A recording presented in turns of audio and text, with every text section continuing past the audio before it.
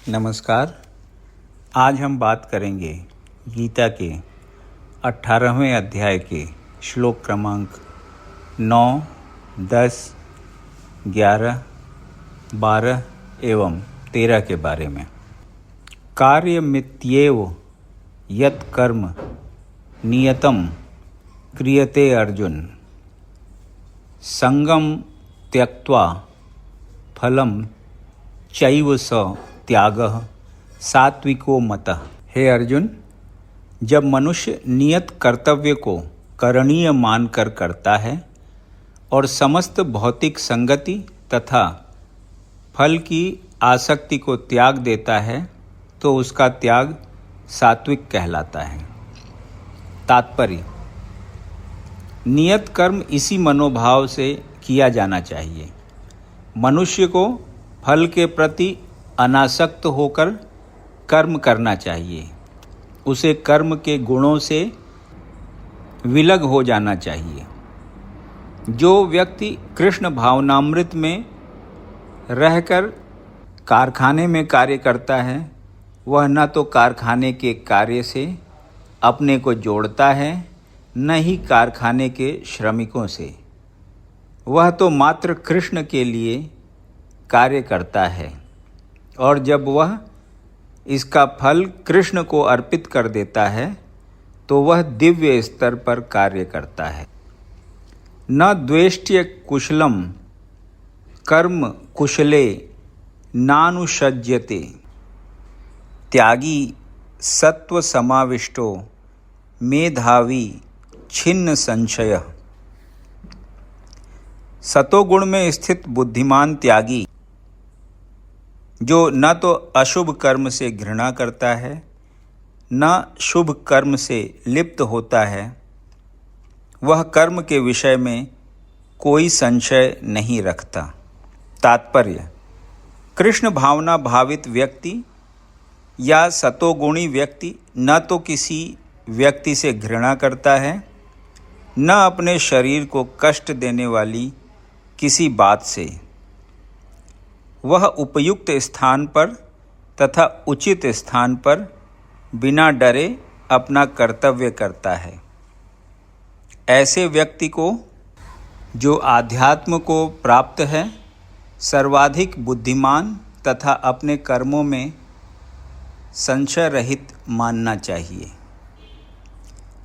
न ही देह भृता शक्यम त्यक्तुम कर्माण्यशेषतः, यस्तु कर्मफल त्यागी स त्यागीत्यभिधीयते। निस्संदेह किसी भी देहधारी प्राणी के लिए समस्त कर्मों का परित्याग कर पाना असंभव है, लेकिन जो कर्म फल का परित्याग करता है वह वास्तव में त्यागी कहलाता है। तात्पर्य: भगवत गीता में कहा गया है कि मनुष्य कभी भी कर्म का त्याग नहीं कर सकता। अतएव जो कृष्ण के लिए कर्म करता है और कर्म फलों को भोगता नहीं तथा जो कृष्ण को सब कुछ अर्पित करता है, वही वास्तविक त्यागी है।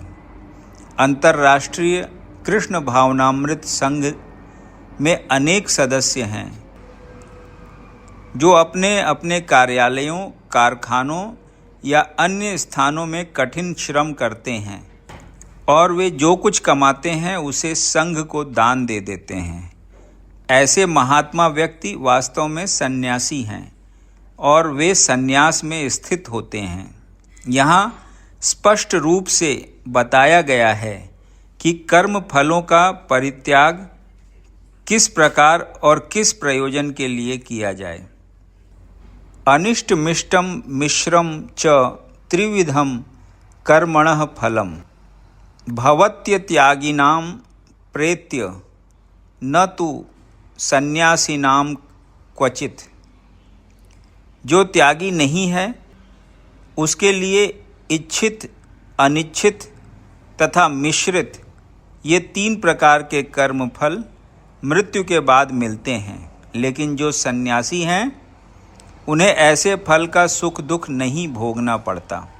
तात्पर्य: जो कृष्ण भावनामय व्यक्ति कृष्ण के साथ अपने संबंध को जानते हुए कर्म करता है, वह सदैव मुक्त रहता है।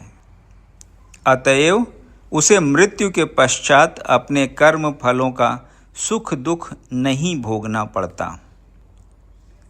पंचैतान महाबाहो कारणानि निबोध में, सांख्ये कृतान्ते प्रोक्तानि सिद्धये सर्वकर्मणाम। हे महाबाहु अर्जुन, वेदांत के अनुसार समस्त कर्म की पूर्ति के लिए 5 कारण हैं। अब तुम इन्हें मुझसे सुनो।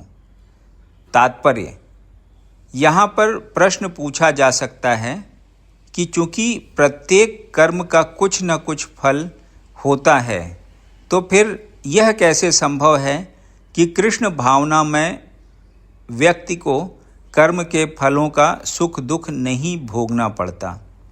भगवान वेदांत दर्शन का उदाहरण यह दिखाने के लिए देते हैं कि यह किस प्रकार संभव है। वे कहते हैं कि समस्त कर्मों के 5 कारण होते हैं। अतएव किसी कर्म में सफलता के लिए इन 5 कारणों पर विचार करना होगा। सांख्य का अर्थ है ज्ञान का आधार स्तंभ, और वेदांत अग्रणी आचार्यों द्वारा स्वीकृत ज्ञान का चरम आधार स्तंभ है। यहाँ तक कि शंकर भी वेदांत सूत्र को इसी रूप में स्वीकार करते हैं। अतएव ऐसे शास्त्र की राय ग्रहण करनी चाहिए। चरम नियंत्रण परमात्मा में निहित है। जैसा कि भगवत गीता में कहा गया है, सर्वस्य चाहम हृदि सन्निविष्टः।